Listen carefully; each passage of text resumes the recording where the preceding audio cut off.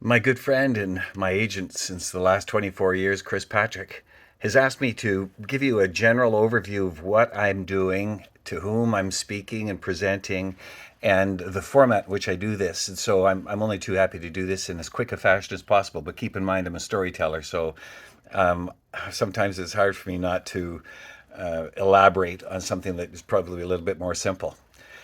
I speak with teachers, I speak with parents. More often than not, I'm speaking with students. The topics on which I'm focused remain reading, which has always been something in one of my passions and in my history. But for the last 10 or 15 years, they have focused on Indigenous values, traditions, spirituality, all of those issues that I think help us move towards truth and reconciliation in the right way. And the rationale for that was that I discovered a few years ago that my great grandfather was Ojibwe and that his wife, my great grandma, was Osage. Subsequent to that, it just grabbed me. It just completely changed my world.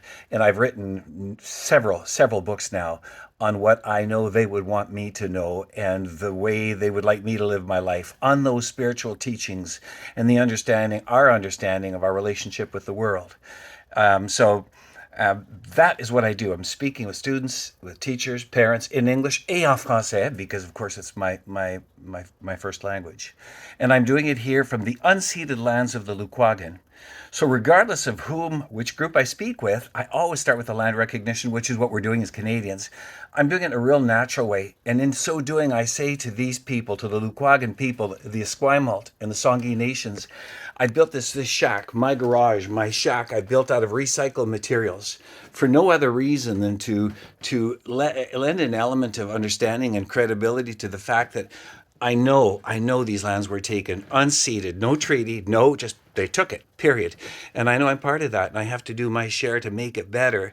So everything in here, the ceiling is shiplap, the walls are cedar, the floors, even the two chandeliers that you see there that are pretty outstanding are from Restore. That's how I start every presentation, with the land recognition. And then I do two or three other things that are consistent with each group.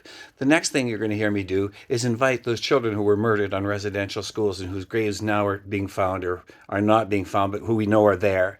I speak to that. And then I speak to mental health. And finally, the fourth of those things that I speak to is the fact that every one of us is a gift given to us by Creator. And it's amazing how in our society we've been taught not to focus our lives on our gift, but to focus on those things that can help us make us money, make us famous. And so I speak to teachers and say, hey, that's not what we want to take our kids. Don't teach to the curriculum, teach to kids. And when I speak to kids, I say, there is only one you. Only one you. You have to fall in love with you. Look in the mirror and say, I love you. And when you can do that, you're on the right path. So I'm going to address those other three topics. First, I wanted to do a land recognition, give you a little tour of what I do with the groups I work with. And if there's any questions, make sure you reach out because I'm right here in this shack on the unceded lands of the Lukwagan. I hope you're taking good care of your health.